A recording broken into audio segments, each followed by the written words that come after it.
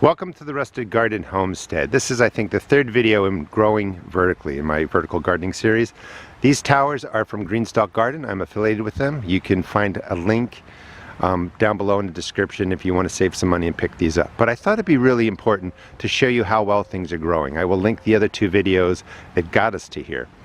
So this is where I'm growing my 5-tier towers. I get sun coming in from behind me. It tracks all the way around out that way, and then the southern sun hits the towers. And that's what you want, is you want to put these in a place where you get maximum sun. So let me just show you how well things are growing. These are beautiful. The next video we'll talk about feeding, we'll plant up more things, but this is all about growth. So up top there, to the right are chives, oregano, behind that's lavender, sage. This is my herb tower. Parsley's in there, just the top 2 tiers of 5, and these are absolutely beautiful. I'm already starting to harvest. I'll be drying most of these. Over on the other red tower up top I have herbs too, and I decided, well, that doesn't make sense. So I'm going to make this one big herb tower because I have space down here. And what's cool about these towers is I can disassemble them while the plants are small and just restack them as I want. So I'm going to have one herb tower here.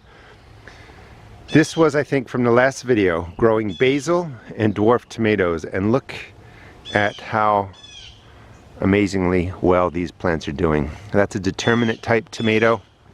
Let's see if I can see the tag real quick. It's buried in there. This might be a patio choice. Yeah, it's a patio tomato. So I have one right here, one right here. That one gets a little bit bigger. And then up here I have different dwarf tomatoes that will stay much smaller. Tiny Tim, that is I think it's Geranium Kiss. And I just circled the top with the smaller tomato plants. You don't want to put your heavy plants up here because they could get so heavy with tomatoes that it topples your tower. So the heavier, the larger tomatoes are going right in the middle for some balance. Have the basil growing, more tiny tomatoes right in there.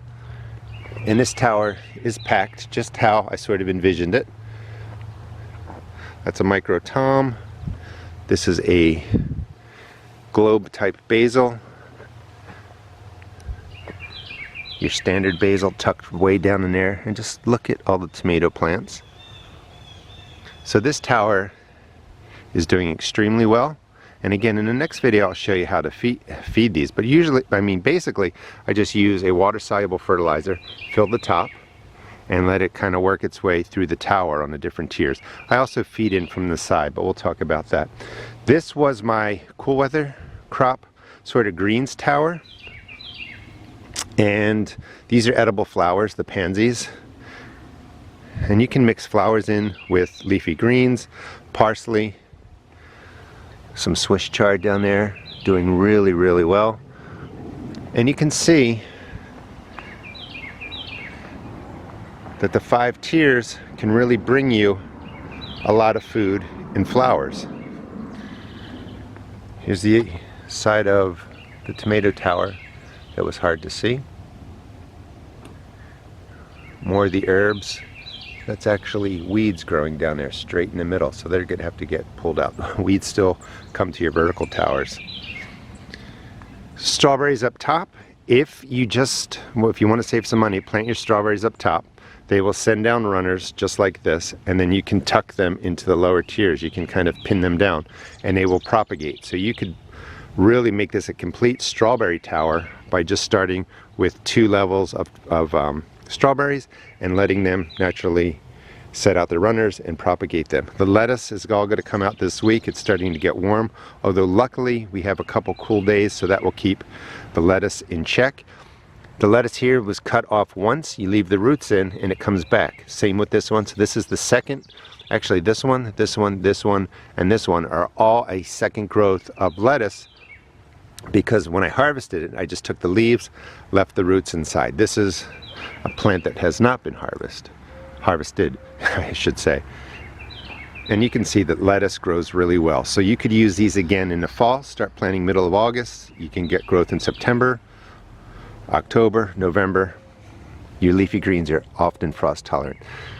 Unplanted space, not sure what I'll put in there. This is my tower of peppers. They did get a little beat up. Let's let the color adjust. They did get a little beat up when the frost came. But they have bounced back nicely, and I think I planted every other pocket with sweet peppers. Bush beans are doing really well. I have them tucked in there too. So this will be my pepper and bean tower. And just take a look at how well they're doing. So I've been showing this. I'm not sure exactly what that is, but that is just because this plant got beat up by frost and these leaves were weak, and when your leaves are weak, diseases can get hold. Now that the plant has come back strongly, you can see that they're nice and green. That's nothing to worry about. Just remove those leaves as you see them. And then this is another tower. This is where I'm going to be removing the top tier of herbs and putting them over there. You can see parsley and thyme tucked right in the middle. This is a weed.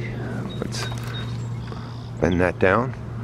And I have more lettuces in there, different endives. Spinach I planted from seed. The peas are growing. So I'm really in my final harvest of the cool weather crops and transitioning over to the warm weather crops. Look at all that lettuce in there. It's starting to rain again. We could have a rainy Memorial Day. But I wanted to give you just a quick update on how my vertical towers are going. Again, I'm affiliated with Greenstalk Garden. I highly recommend their towers. I've been growing with them for at least 5 years, probably longer. Absolutely beautiful. And this is just a little footprint of space. So I have 6 towers in there, probably too much, but I tend to like to overcrowd things. So I'll link the 2 videos that showed you how I got to this point. If you have limited space or you want to add growing vertically to your gardens, I highly recommend the vertical towers. If you don't, pick up the Greenstalk Garden ones, that's perfectly fine. Just make sure that you are paying up a little bit for plastic that is UV protected. If you buy the cheaper plastics, they're only going to last 1 season, so you're not really saving money. The tower back there I've had for probably this might be the 5th season. It sits out here 24/7. There's no degradation from the UV rays or anything like that. You want to spend the money, buy something that lasts. But look, I'm going to harvest tons of basil too today. Thanks for watching. Please check out my seed shop at therustedgarden.com, and the next video will be on feeding and taking care of the plants you have in here. Maybe we'll do some harvesting and we'll get some more warm weather crops into the towers.